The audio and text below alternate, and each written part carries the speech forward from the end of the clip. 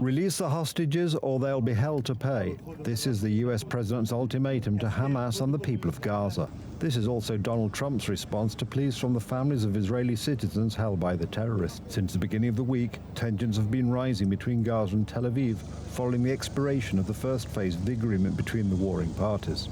Now both Hamas and Israel are preparing for the next phase of the war. This is 50-year-old Ohad, kidnapped by Hamas from his home on the 7th of October 2023. After almost a year and a half of captivity, he returned to his kibbutz, this time forever. Ohad was one of 4 hostages whose bodies were handed over by the terrorists in the latest exchange. We always felt safe when you were with us. We never imagined that darkness would come in the form of hundreds of hate-filled terrorists and that it would manage to extinguish your strong and precious light.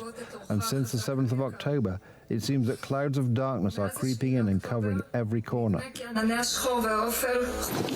It is not known how many bodies the militants are holding. It is not known how many hostages are still alive. The families of those whose fate is still unknown are demanding stronger measures from the Israeli government to help bring their loved ones home. I'm here because I can't sleep at night. I can't believe that there are still so many hostages there that are suffering every day, and the government does nothing to bring them back.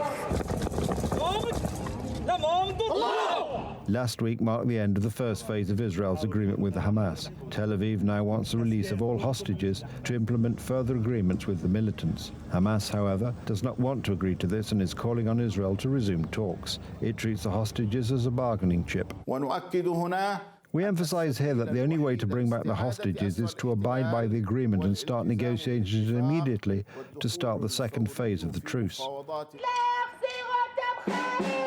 The protesters are asking US President Donald Trump directly for help. On the streets of Israeli cities, Donald Trump is considered a hero for bringing about a ceasefire and forcing Hamas to enter negotiations. President Trump, you can still be the savior of the hostages, the savior of Israel, of the Israeli public, of the Middle East. You are the man that could put an end to this war. The US administration is using diplomatic channels to put pressure on Hamas, but also on the Arab governments cooperating with it. The US president has sent Hamas an unambiguous message. This is your last warning. For the leadership, now is the time to leave Gaza while you still have a chance. Also, to the people of Gaza, a beautiful future awaits, but not if you hold hostages. If you do, you are dead. Make a smart decision. Release the hostages now, or they will be held to pay later. In a similar vein, representatives of the Israeli army stressed that non-cooperation will lead to another Israeli strike on Gaza, which, although hard to imagine, will be far more devastating than the last one.